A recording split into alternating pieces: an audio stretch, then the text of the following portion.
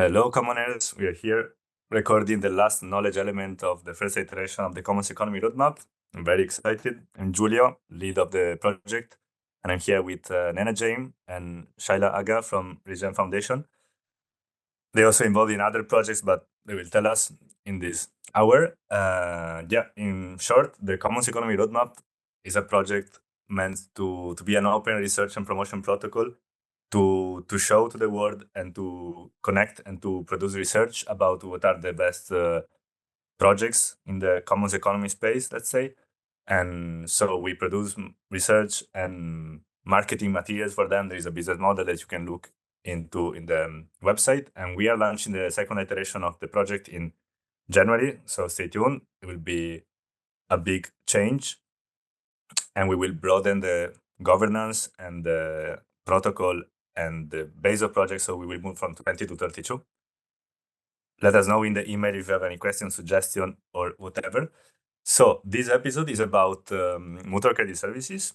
Mutual credit services, in short, is a small organization at the moment developing this social franchise, as they call it. And they want to promote open source technologies for accounting for communities and especially for mutual credit. So they have a broad range of services and microservices and tools that they offer to communities in different ways. And this won't be a technical conversation, but the website is very rich of documentation and there's a lot of pilots and projects that are going on. So we invite you to read that and also the project card that we have written about the project as a first material. But basically they want to democratize mutual credit, which is, put very simply, is a way to save money in any community and in any economic network by reducing the amounts of transactions and having more credit debit relationships. Because when you split the bills with your friends in a dinner and you use split or splitwise, you don't need to do transactions if all the balances are right and they are zero. The same can apply for businesses. And in fact, it's been used for a lot of centuries, I would say, or even millennia. And now it's very used in B2B, so for between businesses. And there's also a lot of local currencies experimentations around the world. But the first dimension of the business side is only business at the moment, so there's not a social political dimension of system change that we want. And the local and community currency space has some issues that we will talk about in this space. And now the goal of our activities and our movement is to find effective ways to promote these tools by keeping the political dimension of change relevant and significant, and making sure that the system are also radically inclusive and not just system of accounting. But let's start with asking you, who are you? Tell us about your story. Thank you for that, Giulio. My name is Shaila Agha, and as you said, I work for the Regen Foundation as the ecosystem lead. And we're working on several interesting projects, which I'll get into a little bit later. Deep down, I am a mutualist. Currently I'm doing some research on African mutualism and their governance structures, which I find absolutely fascinating for the commons and for the knowledge that they have right now. I think there's a lot that can be learned from traditional African mutualism, a lot that has been forgotten through colonization and all the other fun stuff. And I have myself dabbled a lot in local currencies in Kenya. I've worked for several organizations that are trying to experiment with different forms of mutual credit systems. And I've also done a little bit of research into non-monetary systems and how they can play a big role in inclusion for women, actually. Traditional financial systems have traditionally been very male, created by men, and I'd say, and they're often lacking compassion, and probably that's the reason why they haven't been working so well. So I'm very interested in understanding, what we can do, or how we can add a little bit of ecofeminism into the mix to change the way we're thinking about things. If you think of regenerative finance, for instance, or the environment, even a lot of the traditional finance just does not fit. It doesn't work, so it's like this exploration of mine is in an attempt to create better systems, create more inclusive systems, and leave a better world than what we found. So that's a little bit about me. Over to my colleague Nena. Hi everyone, so this is Nena Jain from Regen Foundation. I work there as the Commons coordinator, and I've also been closely collaborating with Giulio on some of the Commons economy roadmap related projects, so that's been fun. From the perspective of what we do at Regen Foundation, if we have to describe Commons, it could be done using 3 elements. One is shared purpose that the group holds, rules for access for contribution, like how do they access common pool resources, and of course the third one is common pool resources. The research that is currently being done at Regen Foundation, the element that excites us the most is rules for access for accessing the common pool resources. Like how do communities practice governance and create rules on how they share and steward these common collective resources. We think that we believe that the biophysical commons can be treated within this framework, that the community can steward and regenerate by having that element really strong, and that's been our primary focus on our ongoing research. And yeah, it's been exciting. I can share a little bit more as it comes up in the conversation. Thank you. Yeah, I think it's very fascinating to have this discussion, and also around mutual credit services, because it combines very well both what we call CoFi, so collaborative finance, so all these strictly financial tools and infrastructures to make the economies better, but also regenerative finance, so ReFi, which is more focused on the climate dimension and ecological regeneration. And of course, there are many projects do both, and it would be an interesting conversation to talk about the differences. But now I would like to start from asking you to focus a bit more on your story, your experience, where you are now, where you have been in the past, with your origin. Yeah, so we can start to ground this conversation. So I grew up in Kenya. I was born and raised in Nairobi, and I've been here until I was about 18. I was very active in the community space. I've actually worked with chamas from a very young age, and chamas are like these mutual credit groups, savings groups, actually.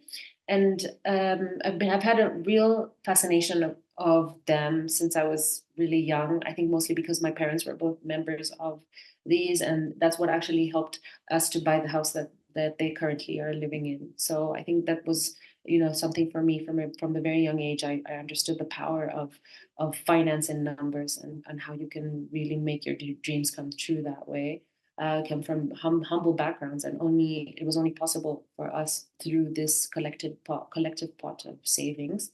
I did get a scholarship, and I went and studied in Canada for a few years, where I worked in the traditional financial systems that I realized very quickly were completely broken, and then I came back to Kenya because I also started to realize that brain drain is one of the biggest problems we suffer from in Kenya. So I decided to come back home and work with those same communities that I was really super interested in. At first, obviously, I was working in traditional finance for quite a while. I stayed in corporate finance for a while.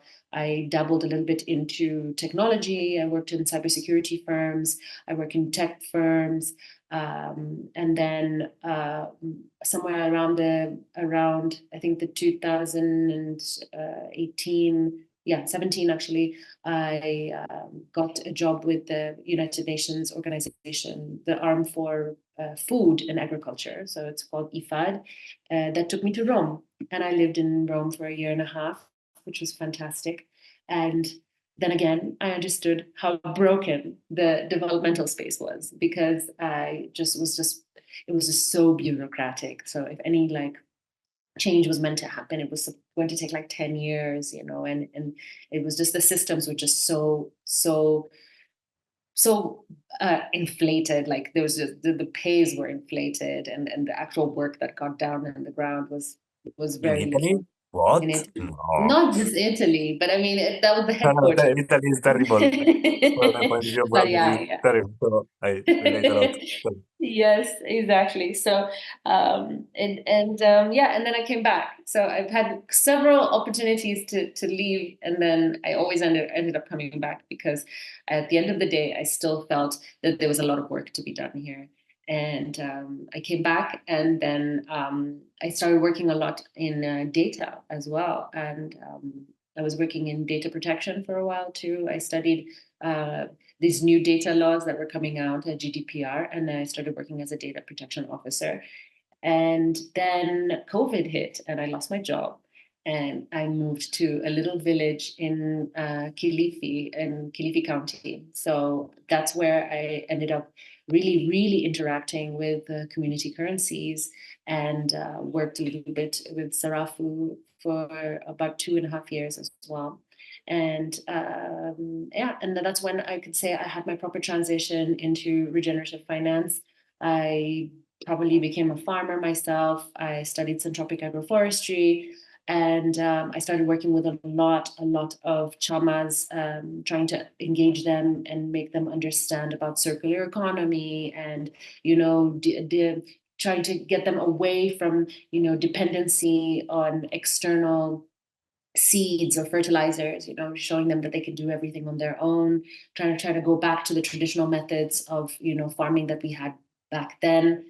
And then I found Regen, or Regen found me. And then I joined Regen Foundation and moved back to Nairobi, very hesitantly, because I love the ocean. I really, really love my morning swims in the ocean, but a lot of work needed to be done, and Nairobi was the place to do it. It's just central, and I was able to access all the different communities much, much easier here than in my relaxed beach bum mode in Kilifi. So that's just a little bit about me. And now I'm wow. focusing my research on African mutualism and the tools that are necessary, or the tools that can be used for planetary regeneration with these groups. Wow. Thank you. That's such a long, cool background. You've been working into everything.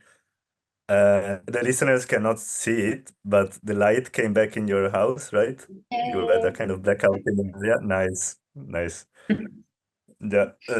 I find it super fascinating to know more about Africa in general, and Kenya, especially because Nairobi is a huge city that is incredibly growing, and there is a lot of new energies and new flows coming there.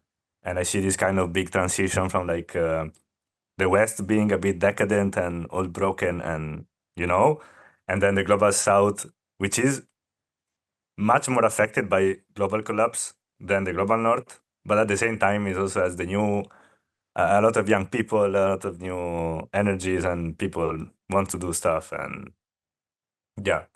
So, what about you, Nena?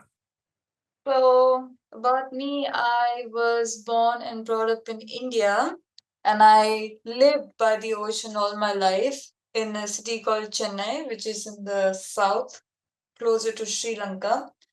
And I was a stupid teenager that thought I wanted to study fashion and build my career in fashion when I grow up. So I decided to study fashion apparel production, is what we call. So I'm trained as a production engineer specifically in the apparel industry. So anything like clothes, bags, shoes, sweaters, t-shirts, whatever that is. We were trained how to run sweatshops that produce these articles. So when I had to make that choice as a 17-year-old to choose what I want to study after school, I was not really aware of what I was getting into. I just thought it would be cool and fun to do it, and I just did it. But it was quite a shock to go to uni and become a production engineering in this particular field. Also because India is the second largest exporter of all kinds of apparel products. We have industries. We are an industrial state. So there's a lot of work opportunity and exposure when it comes to that. So when I did my first internship and I entered the sweatshop for the first time and actually saw what was happening, it blew my mind. And I was like, fuck, what have I decided to do? This is not what I thought this would be. On the outset, the fashion industry looks very glamorous, but when you get down to the mathematics of what makes this industry glamorous, how things are priced, how people are paid, how things have what the kind of environmental catastrophes that goes behind it, human rights violations that goes behind it, it is just not okay. And I realized that I think by the time I was in my second year, that this is definitely not what I want to support or do. But I still was interested in finishing my education because my dad would have killed me otherwise. So I did that. And then as soon as I had my first chance, I pivoted. And the first job that I had was actually in a sustainable menstrual space, where I was researching difference between hemp and cotton, and what would be a better material, both environmentally and in terms of functionality for like using in like a cloth pad or a reusable menstrual underwear and things like that. So my research was really based on that, which was quite fun. I got to apply my education somehow and still not contribute to this really horrible industry. At that time, I was living in an eco village, like one of the world's biggest eco villages, I would say, called Oroville, which was in the south of India. And we had some kind of a UBI system there where everybody was getting somewhat a similar salary, maybe like 5,000 rupees more, 5,000 rupees less, maximum difference that I had seen. But there was some kind of basic income that everybody was getting, no matter in which way they were contributing into the economy or society. Um, I think at that time there were around 5,000 to 6,000 registered residents living in that eco village, but there were a lot of smaller, like bioregional village, which did not come under that official eco village, but were also like living in the same vicinity. So that way the residents population was a bit more larger, but the official thing was around 5,000 to 6,000. Um, and we had a lot of cool systems like the grocery. If you are a registered member in the community, you could sign up for your local grocery store, where you pay a monthly amount, like a fixed amount of 300 rupees or 400 rupees or whatever that is, and you can go every 2 week, twice a week to your grocery shop and just collect whatever you need. So you don't pay for an individual product per se, but you pay a monthly or a weekly subscription. And in case you go over your subscription and you take a lot more than what you had actually paid for, then they would say that, hey, you actually took a lot more than you should have. Please be mindful. We need to, treat this as commons. Everybody needs to use this. So please keep that in mind. And next time you come back, take a little bit less so that we can have some balance. And if you actually took less, then they would appreciate you saying that, hey, you took less this week. Because of that, we could provide the extra leftover groceries to somebody else that was in need. So thank you for doing that. There were like a lot of cool things like that. And there was some kind of a healthcare system that was embedded for that community as well, which is unlikely to see anywhere in India, but it existed there. At that time, there was some project happening, which I was not directly involved in, but some of my friends were, and that's how I got introduced to the idea of community currencies. They were designing this currency called as Aura, which was funded by a university from South Korea. So some of my friends were involved in that, and that's when I learned about the concept of community currency for the first time. I got introduced to living in a gift economy system, which was pretty nice and cool. So a lot of like alternative monetary systems came into my life's existence, which I had never experienced before. And I somehow got like really jazzed up about all of this. Like, wow, we can do things differently and we can have things differently and we can just not depend always on fiat currencies for all our lives requirements to be met. I often think that that was a time when I earned the least amount of money in my life, which was like barely 300 euros, less than that. But I think my quality of life was the highest during that time because everything that was going right around me. So that was great. And You that's will own no money and you will be happy instead of you will own nothing and you will. well, I wouldn't say no money. I would say like money plus supplementary alternative monetary systems that support you to have a really great quality of life. And I think that works. I think that just works. And I have lived experience of that. So that sort of inspired me. And then I moved to Europe for personal reasons. I started out with a volunteering program in Germany. I got really interested in the fair trade markets at the same time as well, because I thought, oh, all the human rights violations that are happening in the world, maybe fair trade is the way to answer to that. And my short answer is, I don't think so. It's absolutely not.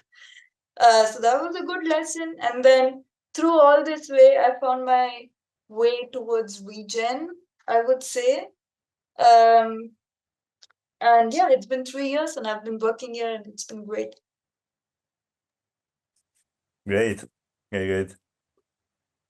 Yeah, I think it's very interesting that you have both the context of India and then Europe, and I think you think a lot and you're very passionate about this topic. So I guess that in these years you have been comparing the two situations a lot. But regarding what you said, yeah, especially the part of like saving money and having a better quality of life by sharing and having this kind of alternative systems. What it really blows my mind when I read the book about debt, the history of debt from David Graeber, that we are raised thinking that this is the only system and things can only work like this, and then you read any book literally about history, which is not written by a white economist, and you see that the 99% of history worked with credit and local networks and solidarity, and now we are in a period in which these things are destroyed, or at least like they are very disempowered. And what I find very cool about mutual credit services is that yeah, you can you can enter into a community and approach the businesses in this community and show them a clear, simple way to save a lot of money. So that's very business, that's very simple. But then when you start doing that, again, if you also have a community of people there promoting good values, you can create trust networks and you create solidarity. And this is a further saving because when you have people trusting each other, you can save a lot of money, so you don't have to pay stuff. You trust your neighbors, you trust your colleagues, and so on. So yeah, I think that we are really on the verge of a shift in this sense, because so far all these technologies and all these practices were present where they were developing, but they were not fully deployed yet, and they were not so efficient or in comparison to existing tools. And the crisis was already present. We're always in a crisis, but now the economic crisis is really getting worse. Now, so you have housing getting super expensive, and energy and food is insane. And so I think that will be the next years will change much faster than the last, because we are getting into an escalation of climate change problem. But yeah, what do you like about mutual credit services? What impressed you, or what you want to comment about? Well, personally, I think it's definitely ingrained in me because of the African aspect of it. You know, traditionally, Africans were all like mutualists, you know, like the way we transacted, the way we built our houses, the way we did agriculture. This whole idea of money as a means of exchange, you know, the cowrie shell or whatever other like form of money that came on a lot later. And it was always this idea of you know, you help your neighbors to till the land, you give them manure, they give you seed, you know, there's always this clearing system that was always there, and they always found a way of getting it through all of that without money. It was always this barter exchange in between tribes as well. So it was not like just within communities, but it was also like externally. People used to always, you know, trade even for different countries or different, you know, different peoples. So it was like, for me, I feel like it's just going back to the roots. It's going back to how things used to be. Like you said, this whole financial economic system that we know right now was just like thought of by some Western guys who wrote a book and thought that it was a good idea. And then now all of a sudden we all have to do this. And we all now, based on where you live, based on who you are, will wake up with either a minus in your bank account or a plus, you know? So it's like, it's such an unnatural way of thinking that someone can be born with debt. And I feel like this is just the widely accepted truth, but in actuality, it's like so unnatural, and it's just so far away from who we really were before. And I feel like it's maybe it's just, you know, the activist in me that's like, we need to decolonize and we need to get back to the systems. But I feel like true decolonization would be going back into this mutual credit systems, you know, going back and forgetting about all of this other crap that we've been taught about, and actually seeing, who are you as a person? What do you have? What do you have to offer? When I was working in graduate economics, I remember when we were doing like community engagements, we'd always talk to the people and ask them, you know, it's like, forget about, you know, the money that you have in your account, you know, because oftentimes that is usually the worth of a person. It's like, how much money do I have? You know, that's my worth. Forget about that. What are you actually bringing to the table? What do you have? What are your skills? Every single one person can maybe babysit. Every single one person can grab a shovel and shovel some dirt. But what in actuality is your value? Like, what are the things that you can do? And now that is now your worth. Not the amount of money you have, not anything else, but actually the economic services, the goods that you can provide and bring into it. So I feel like in actuality, that's what it is. Like, if we go back to this kind of clearing system, then it's what I have, like what Nena said, when you don't really have that much money, and what it is that you can actually offer. It's the true basics of being a human being at the end of the day. And to be honest, I also kind of experienced that too post-COVID, when I didn't have a job, when, you know, you walk into a shop and in these smaller towns in Kenya, that's very normal, that you walk into a shop and you don't have any money. And the shopkeeper has this ledger, and he just writes down the things that you take, and you have to be convivial with these people, because at the end of the day, that's just how it is. That's how the system, and that's how the village operates. That you borrow this from them, and then the other day you take care of their kid, or you are doing something or the other for them. You're helping them to carry something, because the thing is, this is just how these villages operate. And I feel like that is the happiest I ever was. That was when people had such faith and trust in each other, and money, on the other hand, is supposed to provide this security and trust, but it doesn't. It actually provides the opposite, because it's like it provides distrust. And if you see a lot of groups of people who have like a lot of money or a lot of wealth, these finance bros, a lot of times they have very, very complicated personal relationships. So I feel like for me, I know I've gone on a riff, but the short answer is it's just the most natural thing for me. It's what feels the best. Yeah. And what about you, Nena? Yeah, I kind of agree with Shaila on a lot of points that she made, especially about how mutual credit system is a cultural practice. It's about like personal relationships and dynamics within a group or a community that is based on trust. And that's how mutual credit systems run. One thing that I've recently heard at a conference that we were together, Giulio, at the CoFi conference, and that like stuck in my brain really, really hard and made me think about it a lot, was the money that we have saved in our bank account, whatever that is, whether it's €1, €2, €3, 500 euros, is actually debt somewhere else. And if that money doesn't go back into the economy, you're creating debt somewhere else.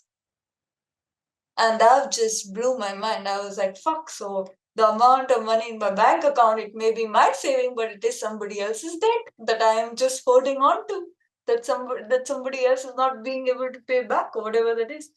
And I realized, like, why do we need savings? We need savings because we need some kind of safety net, right? Like, in case if you're not living in Europe, if you're living anywhere else, for example, in India or something, you have a big accident or a big medical bill, then you need your savings to sort of pay for that. Or, there is my pipe breaks down and there is a leakage in my house and I immediately need to call a plumber and fix it. I need savings for that. I need to buy myself a new washing machine because that broke down. I need savings for that. The thing that mutual credit services provides really well is an alternative for these safety nets that can be accessed without having savings and creating further debt into your bank account. And I think that's the coolest part about it. But I think that's only possible if we go back to making it a cultural practice. Like we create support groups and local networks and solidarity networks and ways in which people can access these things without depending on money. For example, when I was living in that community, I didn't have a washing machine for 2 years. I still had to wash my clothes and I was not going to wash it with my hands. My friends my neighbors offered me their washing machine every now and then. Like every week, I would take my bag of laundry, do it at someone's place. When it's done, carry it back and just like dry it around my house. And if I'm busy or like I'm really not having the time to just like sit there and do it, then my friends would do my laundry, fold it and give it back to me even sometimes. And in return, I would just like make them a meal once I'm back from work or do something nice for them that makes them feel appreciated as well. And that was only and I didn't have the money to buy a washing machine. And at the same time, I didn't feel like I needed to buy that washing machine. I felt like my need was being fulfilled in one way or the other. I think that's fine. So I think it's really important that when we think of mutual credit systems, we also think of solid community groups with high trust and care that can provide that safety nets that savings cannot buy you. Like you don't need savings to buy that. Yeah. So that's what I find cool. Yeah. And the Dylan, Tom, and the other people in the team of Mutual Credit Services are very vocal about it. Yeah, so they're not just technicians creating tools. And they did a lot of talks, and they always recommend plenty of good books that really changed my life. Yeah, this is all cool. I was thinking, like, as we have the community side, let's say, or the community dimension of this complexity of local economies or what we need to change the system, I think it's also important that the tools and the economics infrastructures are actually cool and efficient and effective and working. And for this, I think that people in general, especially progressives, are too severe with crypto people because our beloved crypto bros, with all their problems, they managed to actually create a decentralized infrastructure for money transfers that now is used by hundreds of millions of people, and it solved a lot of problems for a lot of people. Because usually there is this narrative, especially in alternative spaces, where they're like, crypto didn't do anything good. But actually, I think that's very important work. I mean, I think you agree, and then you can comment on that. But I think it's important because historically, and you know this very well, as you have been involved in a lot of local currencies projects and whatever, it's important that it's not all about individual effort to make the system to work, no? The system cannot work just because people want it very hard, and then they have to convince people very hard that it's good and it's good for the community, because you need to also solve issues, provide effective services. And so that's why I'm very excited about this part. Is also crucial, and a lot of projects are not focusing enough on that. But what makes mutual credit services, in my opinion, very game changer is that it's a great tool, and also is not possible to privatize it meaningfully, because it's just some mathematics it's just some data science to figure out which are the loops in the graph of obligations that you can cancel. But it's not like a super powerful software that then you give to the communities and the communities have to pay you, or they are lost without an expert. This is, I think, is something very valuable. I was thinking though, and I give back the word to you.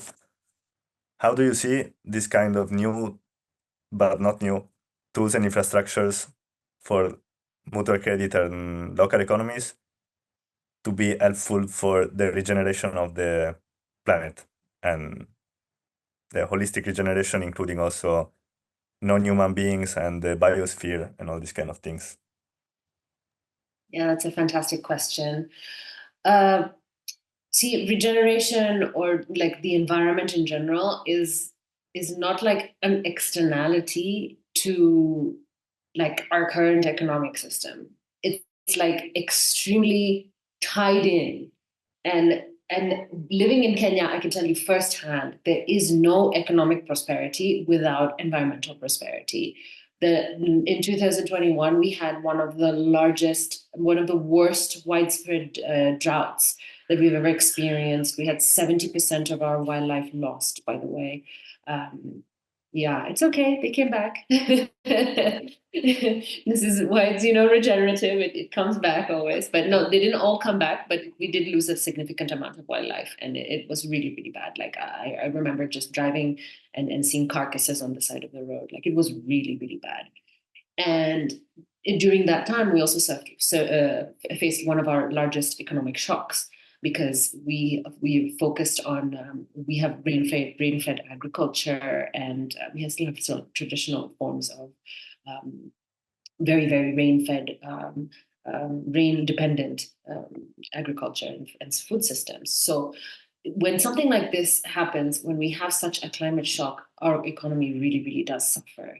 And I think what you have to also understand is regeneration cannot be pegged to fiat money alone.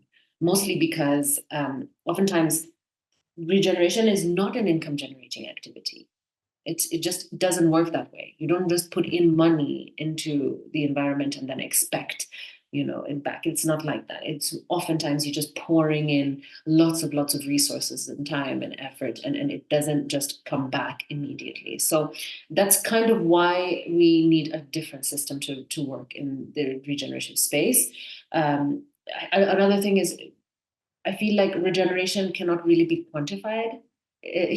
How do you quantify the feeling you get when you're in a lush forest, or fresh air, or a green spirit a green space that provides a safe sanctuary to people? How do you quantify these things? You really cannot.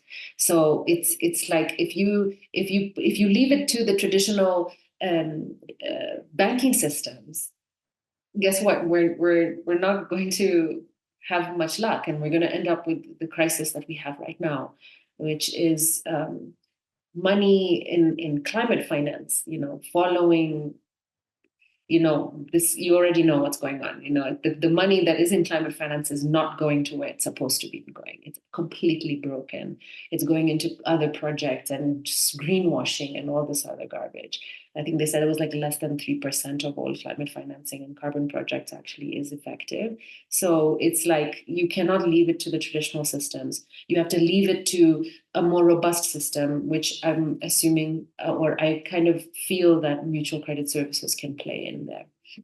And communities that are like left with these environmental shocks often don't have the money to do anything else. So this is where the mutual credit services or systems can really play a fantastic large part in giving people back that sovereignty, giving people back that dignity and economic power to survive.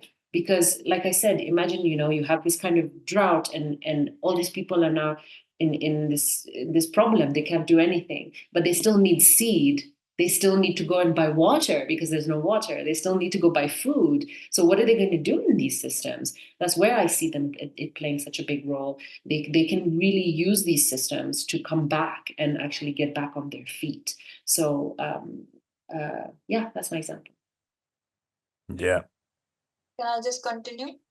So I agree with a lot of things Shaila said.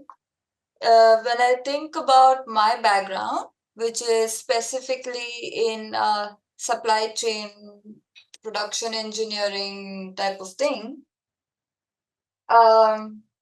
since the industrialization, we have been like overproducing and over extracting, and just there's no end to this greed, right? Every year, billions of kgs of clothes are actually produced, and we don't absolutely need that much amount of clothes. We are not producing because it's a necessity. We are producing because it's just a desire. It's not even a want, it's just a desire. And this desire to constantly extract has brought us to where we are in a lot of ways.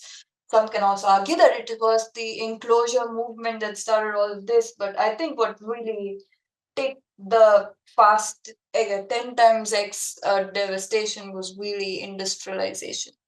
And I think if you think of like a mutual credit system, it's like an accounting system, right?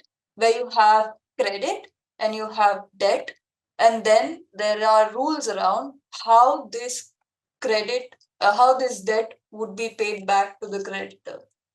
What are the terms using which that would be paid back? That could be in non-monetary ways, that could be in monetary ways, that could be with interest, could be with like many different things. So I feel like when you apply this logic of mutual credit systems to earth accounting systems, which basically helps us understand what is the current state of the planet, which a lot of climate scientists have made their life's mission to understand and quantify, you can actually understand like where is the debt and where is the credit lying. Shell going and ruining an entire ocean because there was an oil spillage can be easily tracked back down to one company or one industry. That is the reason behind something bad happening. And I agree with Shaila that regeneration cannot be looked at something that is profitable. I mean, in a way, when you're saying you're creating debt, you're stealing money away from the future. When you're talking about earth accounting debt, you're stealing future generations' lives, right? So it works in the same way that this topic of debt works the same way in both these contexts. So my point that I've been really thinking about is like I find mutual credit systems interesting. And can these mutual credit system principles be directly applied for earth accounting? And when you are doing the accounting, the person who has the debt doesn't get to decide how the debt is going to be paid back, which means the companies that are responsible for this mass destruction should not have the power to actually decide on what principles and on what rules is this debt going to be paid back. That power should be with the person that has the credit, right? Like the regenerators around the world that are standing in the forefront and doing everything that they can to protect the ecosystems that are currently alive. So they should decide how this debt is going to be paid back. And I think this is really important to understand because a lot of the regenerative work around the world is unfunded. There is a very big liquidity issue. People still need to pay rent. People still need to buy food. People still need to send their children to school. They are still dependent on fiat currency to live a good life, which everybody deserves.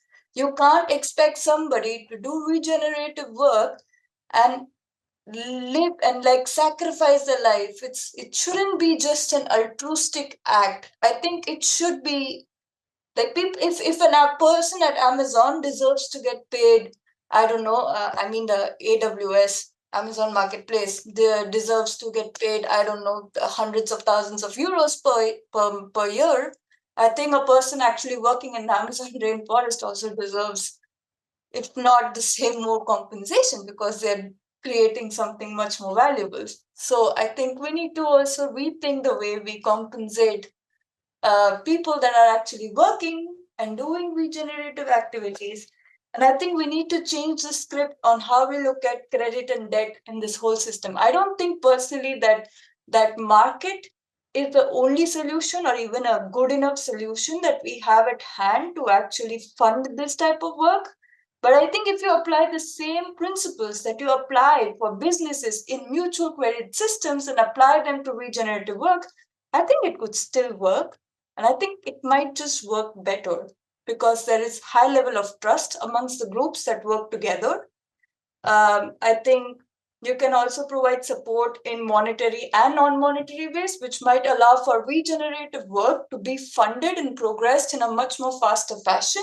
And I think it would allow for impact to be monitored and recorded in much more effective ways other than just depending on market mechanisms where you buy a credit and you retire them and you don't know what happened in between. Like there's no relation. So it could also foster a lot of inter-stakeholder work, which is a lot more meaningful. So I think this is something we should think of, but just like not just in terms of money, but earth accounting. Yeah, you both brought up so many points. I think it's very interesting that a lot of these polarities that we mentioned, for example, money, not money, or quantification, not quantification, sometimes they can seem like contradictory because, for example, I personally am in favor of not quantifying nature and not financializing nature as the main avenue for solving climate change for obvious reasons. And also we recorded an episode about that if you are interested, listeners. It's called ReFi without carbon credits, if you want to dig more into it. But also, if we are talking about the differences between anti-capitalism and post-capitalism, where we and the Commons Economy Roadmap team, we identify as post-capitalists because we want to use the system at the advantage of the commons. So you have the capitalist system dying and you can take advantage of it, and you have to use money and all these kind of things that we mentioned. But this, which is an argument against the anti-capitalist, because the anti-capitalist will just like to live in small communes and do organic farming while the world burns and nothing change, to put it very shortly. And the post-capitalists want to engage with new technologies and new financial tools, but then you give arguments to the green capitalists to say, yeah, you see, we need money, blah, blah. No, but they are doing it too much, and they are also doing it too little. So there's a lot of complexities that then when you have to create real systems with real stakeholders, you absolutely don't have the time to bring them to the table because you just want to close down the deal or what you want to implement. And usually you have you want to implement 10 and you manage to implement 2, and that's already a good result. So what's been your experience in engaging with normal people and businesses locally in this kind of alternative monetary systems? Yeah, in my experience, it's, like you in the beginning, you were talking about Nairobi being this very like different and interesting space. And it really is, because on the one hand, you have these extremely entrepreneurial people who have possibly traveled the world and come back with all this like, energy and excitement and wanting to, do this great change for the country. And you come back and you're faced with this reality, which is this lack of access to capital. And it doesn't matter how intelligent you are. It doesn't matter how good your project is. Every single time you even try and do any kind of raise, you're just the wrong skin color to get that money, or to get that funding. You need almost, you kind of need someone to help you with the funding, and that's usually the stark reality here in Nairobi. And what I do notice and what I see on an almost every single day basis is this extremely educated, extremely motivated, very, very hardworking, sometimes people doing even 3 to 4 jobs, but there's this stuck economic activity. There's so many things that could happen, but that just aren't, because at the end of the day, the reality is that the majority of the country is significantly poor. There is lack of basic social protections. For instance, in my case, I got lucky and I got a scholarship, and that's why I was able to get this, very good education. However, for the rest of the Kenyans, they have to basically put their entire life savings, and most often, many of them do, in education. So imagine a family is saving so that they can educate their child, so that they can actually afford something that should be accessible to everyone else. Another stark reality that I find is that health-related issues can actually make or break a family. Because you just get somebody who has some kind of condition or some kind of problem, and all of a sudden now the family goes into debt, or the family goes into even worse, bankrupt.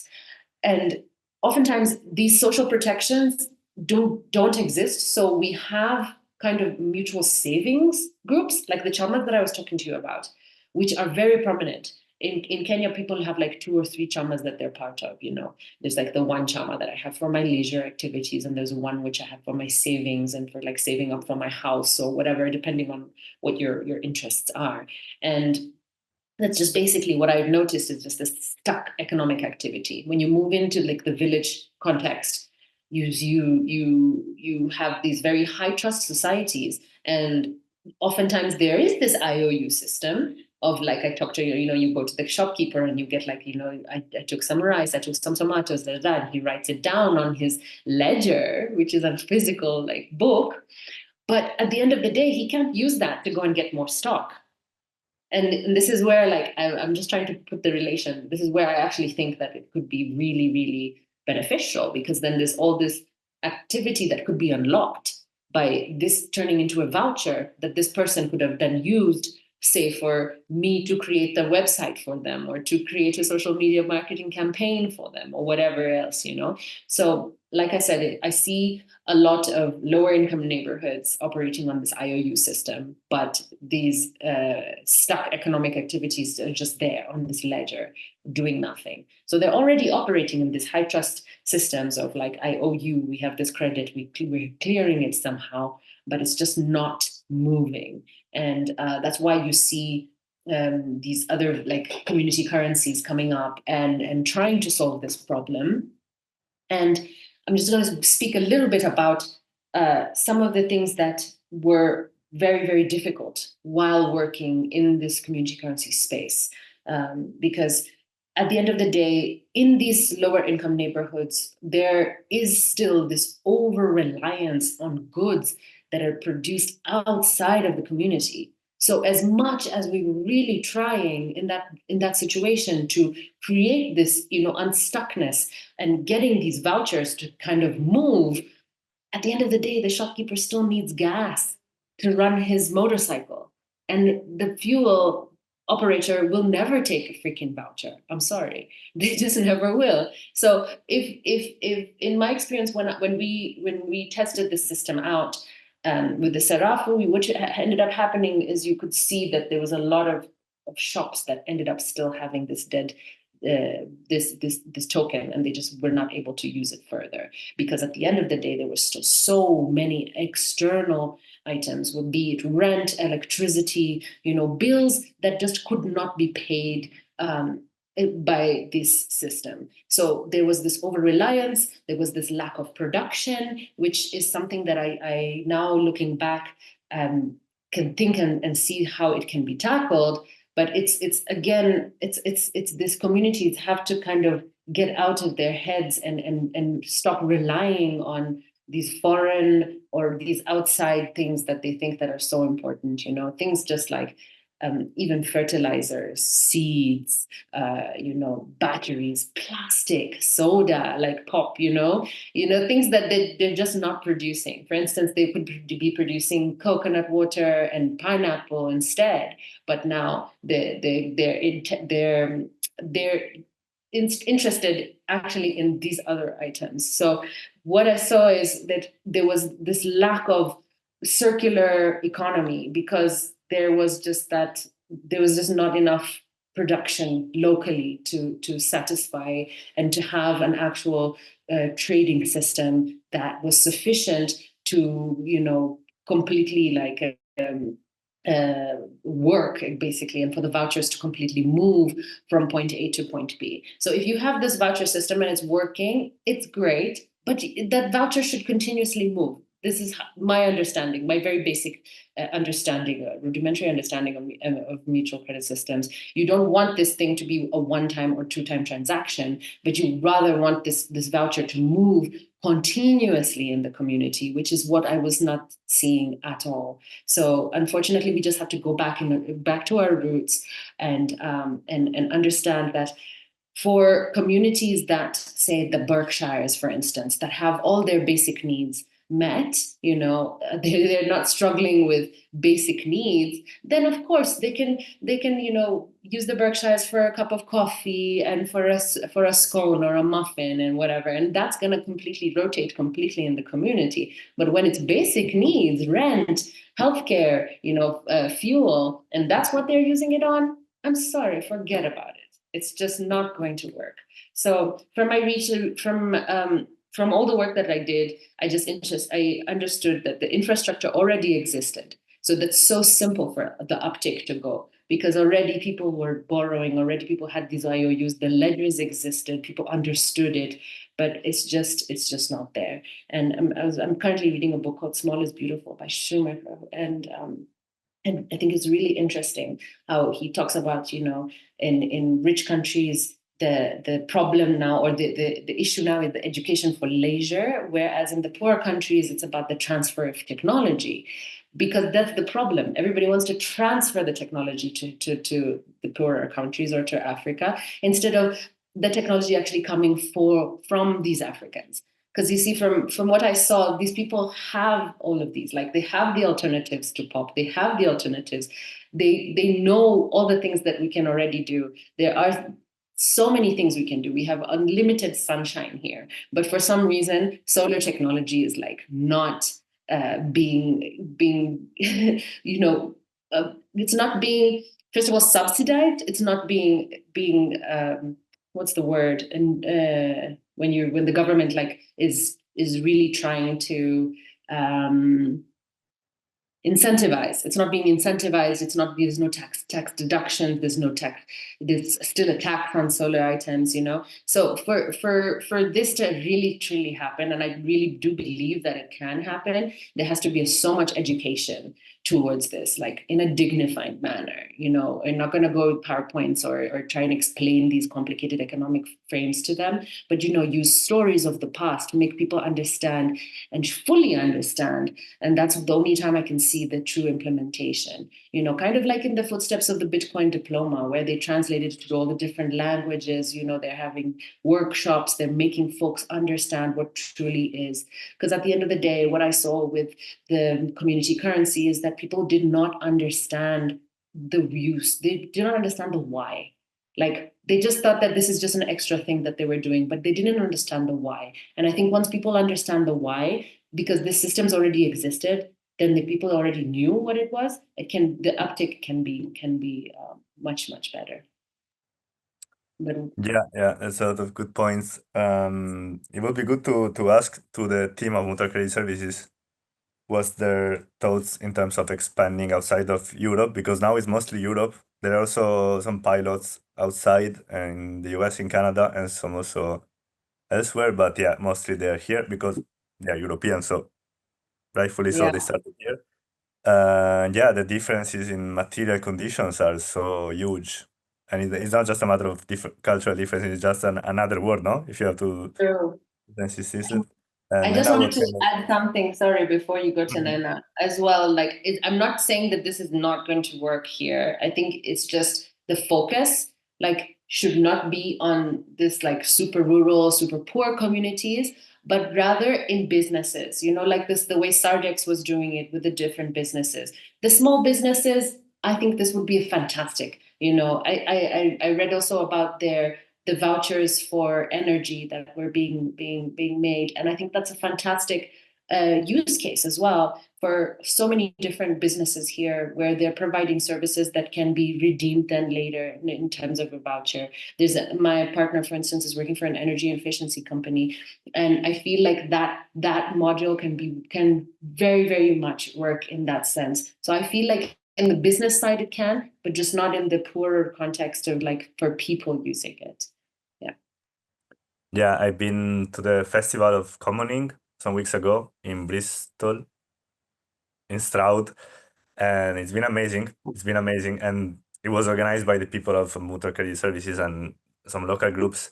And yeah, it's incredible that this network, this community, how we want to call it, is working both on like basic accounting tools for every community, but also they have one of the most interesting housing commons projects in the world, I think, because they've been working together, all these accounting nerds and the locals, and they are testing it into a house, and you can look for it online.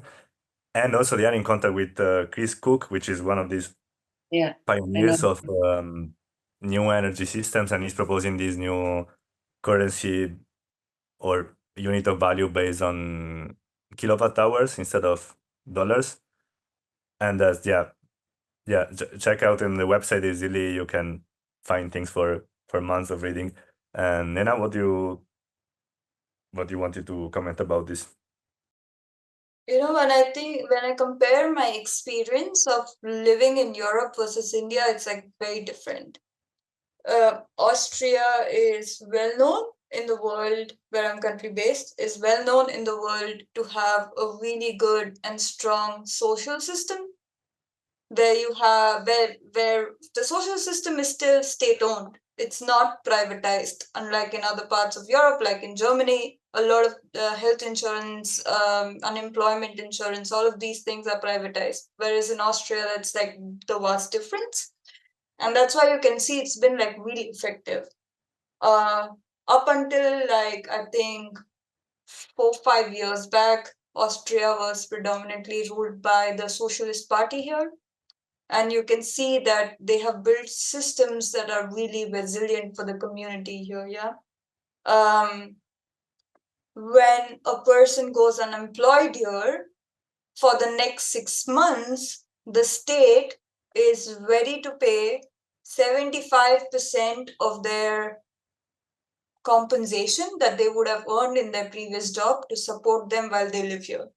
You still have health insurance being paid by the state, which means that even during the period when you're unemployed, you can actually access quality healthcare. There are social housing provided by the city, which are quite affordable. And if you're unemployed, you can even get a concession on that. There is a lot of like social welfare programs that basically creates this safety net here that makes me think like people are not worried about their basic necessities to be fulfilled, right? Like they know they're not going to be unhoused so easily unless you go really do some very dumb shit and lose everything. I don't know how is that even possible if you really have to hit very low for that to happen. Invest in crypto. Yeah, exactly. Even then, I think there might be like ways in which the welfare system can somehow support your losses or something like that. Whereas in India, you don't have all of this. So I will speak. My dad runs a small business for the last 25 years in India, and the way businesses operate in India is in high trust circles. My dad does work on credit. He gives his clients a 30-day period to pay him back, and that's essentially a credit. A lot of time what he faces and really quibs about is sometimes when he gives credit to new players or somebody and the money doesn't come back in time, there is a lot of hassle that comes on to him to run behind these people and actually get the money back, right? Because they don't have a club that MCS somehow is proposing using Credit Commons club and things like that. There is no club. So there is no safety net that he has. If the person doesn't pay back, he just doesn't pay back. He just has to run behind him until he pays back and annoy and nag him till he pays back. But if he doesn't pay back, he doesn't pay back. And that affects his daily life. Whereas how much money he can bring it back into the household for daily expenses. If his mother, who's old and sick, which is my grandmother, has some kind of a serious health issue that has arisen and she has to be in the hospital for, 10 days, which is totally normal for a person that age, then how is he going to pay the medical bill? All of these things sort of fall on him, right? So these basic things are not fulfilled by the social system, and he's always worried about that. So I think what Shaila said, that these systems can be really helpful for business, I agree, they might be. Because during COVID, I was home for a long time, and he would bring back home this like physical ledger, which is literally a red book that almost every business in India might have. He brings that back. He of course has like a software system where he logs his bills and credits and everything that is there, which is connected to his tax accounting system and everything. But he writes down every day all the bills that he has issued to his clients, right? And he works amongst this group of, let's say, like 50 names that keep popping up again and again and again on a repetitive circle. Definitely, debt clearing amongst them could be done. And that would save them all a lot of liquidity. Instead of issuing 10 checks in the month, they could come down to issuing, let's say, 2 checks because of debt clearing, saving them a lot of liquidity, allowing them to spend that money on either expanding their business or paying whatever that they have to pay that month, or however they want to use that extra cash influx that they have, right? But at the same time, like, I don't think like at the moment mutual credit systems like how it is popular in Kenya in a cultural context in the form of chamas and things like that, it's not very common in India in the same way.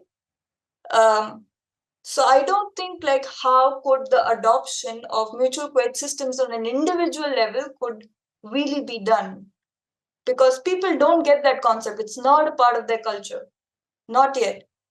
And even for businesses to adapt and join a club and do that, that would require a lot of like social work, like understanding the anthropology of the business market itself and how it can be adapted, and people can trust this system is gonna help them provide that safety net, and there are like shared rules and governance systems in which they can help each other out. And that is a lot of work that needs to be done, that is like beyond just like technical infrastructure that is provided to them, right? My dad, when I was telling my dad, oh, I found this like cool thing, I think it could be relevant for the businesses that you work within as well, like debt clearing could, provide you. And he was just not interested. He was just like, yeah, I don't think it will work for us. And I was like, why do you not think? He's like, no, I just don't think. They don't want to place that trust on somebody external coming and implementing that system until unless it comes from within that group and all forming that consensus that they are going to use that system and adopt it. It's not going to work. So the only thing with MCS is it really requires high level of adoption and long-term adoption, which can make it successful. And I think like elements that come for that to happen is like beyond tech. So it's a lot about trust as well. So yeah. Mm-hmm. Yeah, those are all good points. I think it's easier than it seems. I mean, it's not my expertise, so I am talking without knowing. I never been into actually bring up the system into cities, but I think that even for the first implementations of these systems, there is not much requirements on the side of users and normal people. It's mostly something that happens in the back end of companies and doing a lot of work to make the companies understand the system. And then it's just cheaper services for people or better services or whatever. But yeah, just because it's not been mentioned so far, and I think it's relevant because some listeners may think that we have been very vague or abstract, and these systems are just like something that, yeah, they always existed and so on, but what do we do? The main point of CoFi, collaborative finance, that Ethan Bookman started being very vocal about, and I think it's a very good point, is that banks and corporations are already using these tools since decades. The banks since centuries. So the banks have been the first doing systematic credit clearing, because it's obvious. It's just obvious when you manage liquidity that sometimes, a lot of times, you can just don't do a lot of transactions and you save a lot of money. It's obvious. And so they treat money as it is, so like a credit relationship and a social system and a political system, and they want us to believe that it's not that. Like for us, it's just physical coins, and you move. Okay, not the physical coin, but you know what I mean. While they decide the rule of the game, they play the game as they want, and then they force us to use the shitty system at their advantage. But just to give some data about the functioning of these systems, Shaila mentioned Sardex, which was started in 2009 after the financial crisis, and since then it's been very successful. It's still going, and it involves dozens of thousands of businesses in Sardinia, and it's very strong there. And there are data, because all these transactions and all this credit clearing is being recorded in the platform, and is data that is accessible and there's been research written on it. When you combine the credit clearing system with a complementary currency system, because Sardex is like you get Sardex and one-to-one with euros. Okay, the savings and liquidity are like the saving in cost for the system in a given period are like to 30-40%, which is like insane. Like imagine going to somewhere and you sell a product and you can say, look, what you use so far, you pay 100, and with this you pay 70. Like, and you can do at every level of the economy, in a small community, in a big economic network, at a country level. In Slovenia, they actually been doing this at a state level since the 90s. Very interesting story related to the communist regime there, but they save like 3 or 4% of the GDP every year with this system. 3-4% of the GDP of a country just by changing the accounting. Like you don't have to change anything in the work that you do or in the production facilities. It's just accounting changes. So that's insane. And yeah, but I would like to ask you a final comment as we are getting close to the end of this episode. As you are two fierce, proud feminists with different backgrounds, do you have any comment regarding this dimension of the gender inclusion and in general how to be inclusive from a intersectional justice standpoint? And I mean specifically when we go into new communities to implement these tools or to promote these practices, what people should know. Yeah. I think sovereignty is very, very important. I think that is often ignored in a lot of these interventions or projects or anything. The sovereignty of the people, the sovereignty of their data. I think oftentimes it's ignored. So I think sovereignty is something that should always be maintained. The sovereignty of the people. I think community ownership is a really big one for us. Working at Regen Foundation, that's kind of like one of our main pillars. You cannot have any kind of lasting, sustainable effect on anything if you don't have that community ownership. This is why Sardex was so successful. I feel it was the community felt it was theirs. They felt that it was something that they were all embracing. An orientation towards the commons, obviously, is like something that I'm truly, I feel very strongly about. I think including people who are usually disenfranchised or left out of these conversations in the design. And not just having a workshop, having like a human-centered design workshop and calling it a day, but actually having your builders, having your your consultants and the people working in your organization be from the bioregion that you're working in, and have them to be, whether it's women, people of color, people who are mostly disenfranchised, and not just as a like kind of a card, oh, I have this one person, but actually there always are experts in the field. So I think engaging them and building with them rather than building for them is one of the most important things, I'd say. Like I mentioned before, these infrastructures already existed in most of the societies. So I think going back and looking at the historical theories of mutualism, how they worked, also what worked, what didn't, why it worked. That's really, really important. And you'll also often find a lot of times that there was a very key matriarchal sense in there. There was always for instance, in the African tradition, there was always the big, there was always the mama who was always like doing one thing or the other. They were in charge of, whether it was the agriculture or whatever, but they were always involved. So I think that is really important, understanding the history and building it open. I think if there's nothing to hide, then, this is not some capitalistic enterprise. Let's build an open, be open to suggestions.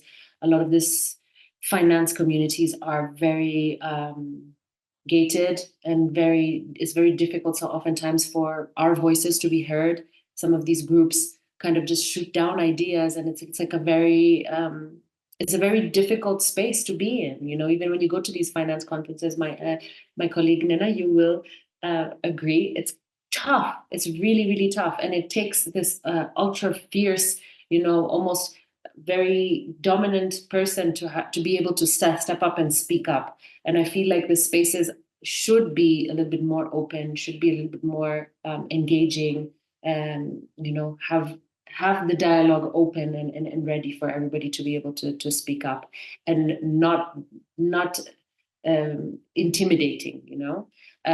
Oftentimes also it's sometimes even just about the timing. As a new mom myself, it's really, really difficult when somebody's like, these are my available times. No. How about you ask the community what time they're available? Because trust me, moms are just almost never available, So it's like those small things, those small changes can really include more people rather than exclude them. Yeah, Yeah. I definitely agree that this space is filled with a lot of men. And I think the people in this space recognize that too. I don't mean our podcast specifically, but I just mean the sector in general.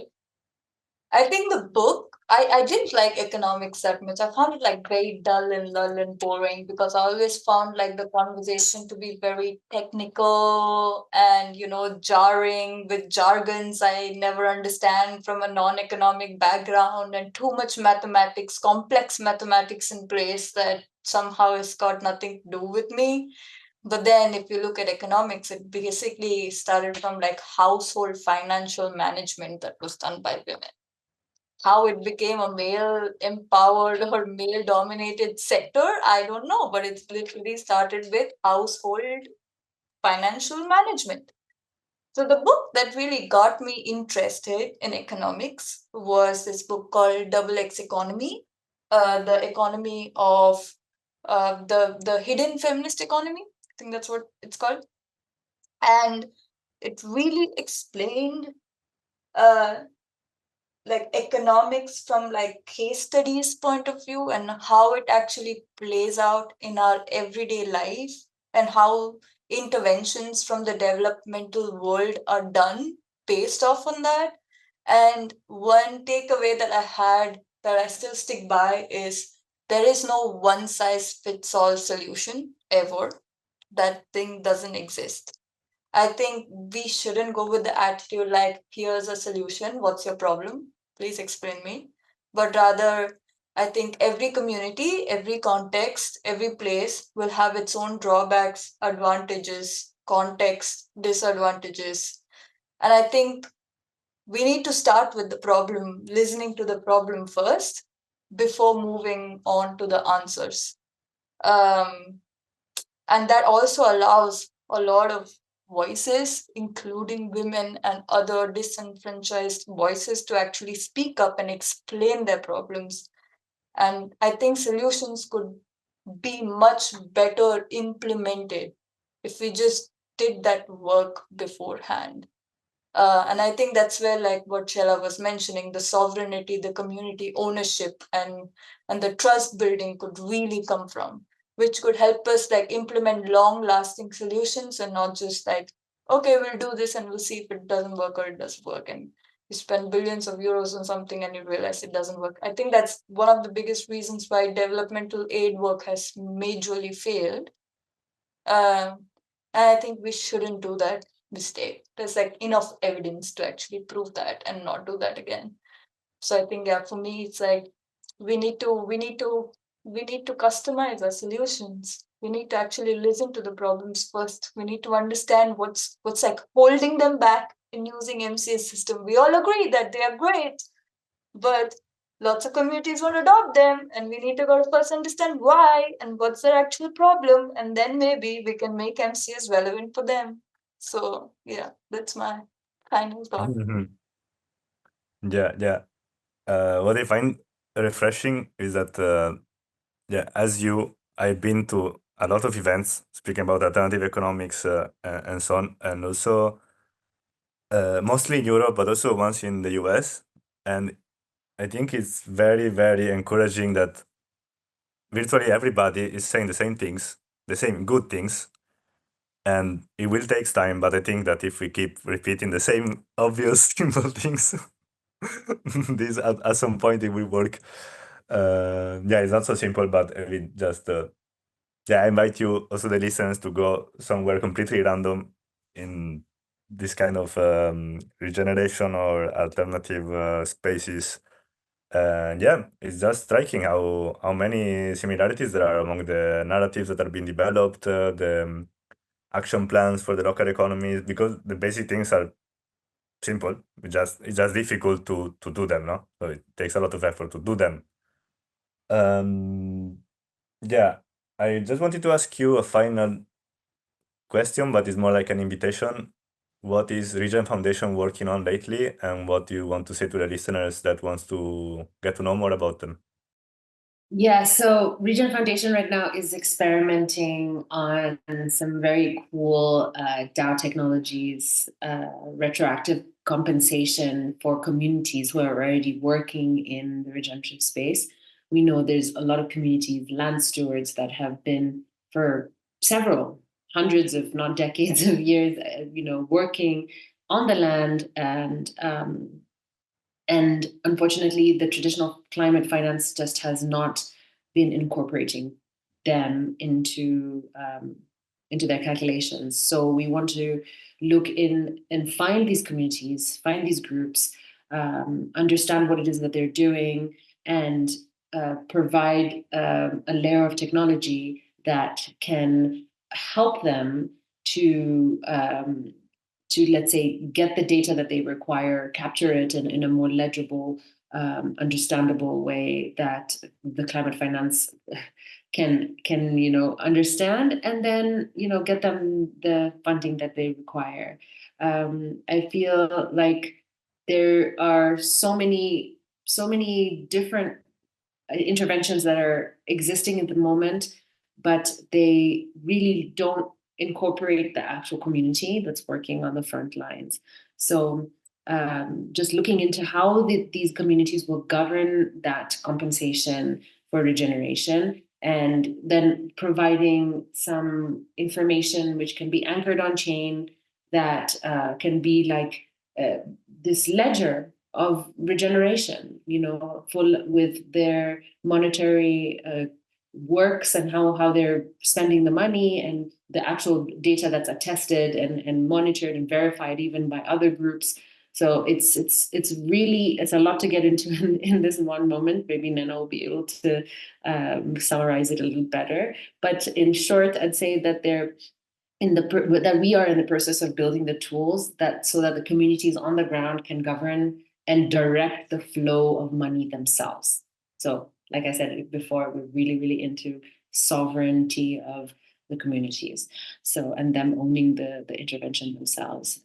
The one thing that we have noticed really clearly in the climate finance work is that trust is always placed on a centralized third-party body, which are often run by big Saudi oil companies, for example, Vera, and big conglomerates that are major polluters of our planet. And they are the ones that are the trust engines to verify whether this is really impactful or not. And that has not been working because we have been putting the power and the trust in the hands of wrong people. So our current work has been a lot about how to shift that locus of trust to be from within the community that can actually decide what is regenerative and what is not. That can make coherent decisions about the use of common pool resources and stewardship of the biophysical commons around them. And how can we do that on a protocol level? How can we do this as a framework? And how can we do that in a way that could birth like the new era for regenerative finance? Sure, there's some element of technical tooling that can support that, but I think the real question is how do we shift that trust locus and make the communities themselves like these trust engines that are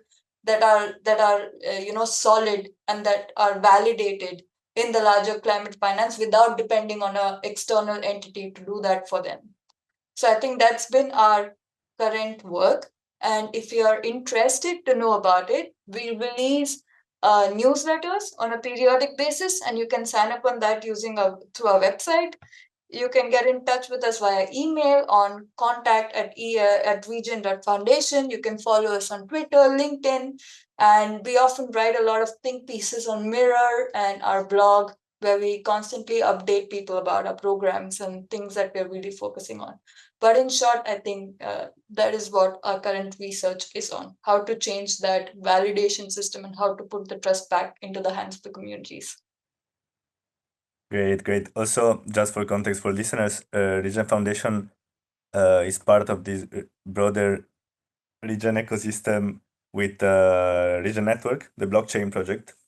So yeah, whatever are you doing, you listener, for sure that if you're interested into regeneration, you will find something of this ecosystem relevant, either the technical side of the or the community side or the research side. So yeah, thank you very much. Thank you, Nena and Shaila, for this nice conversation. Thank you, Mutual Credit Services, for financing this episode, and also for the great work that you're doing, because really, such a small amount of people is doing such an incredible amount of good work for the commons. And yeah, please sign up to the newsletter of the Commons Economy Roadmap, which is on commonseconomy.org. A pop-up will pop up and you can sign up. And see you next time. Thank you.